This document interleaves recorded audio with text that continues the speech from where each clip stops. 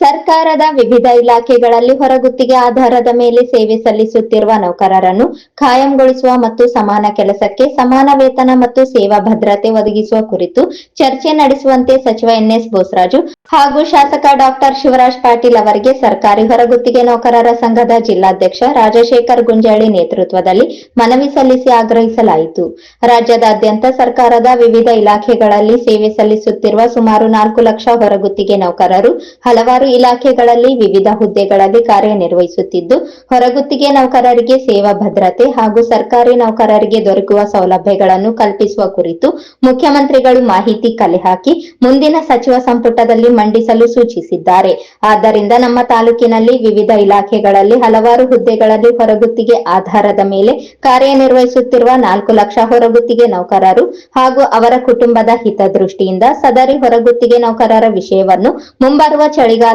ಬೆಳಗಾವಿ ಅಧಿವೇಶನದಲ್ಲಿ ಹಾಗೂ ಸಚಿವ ಸಂಪುಟದಲ್ಲಿ ಪ್ರಸ್ತಾಪಿಸುವಂತೆ ಮನವಿಯಲ್ಲಿ ಕೋರಲಾಗಿದೆ.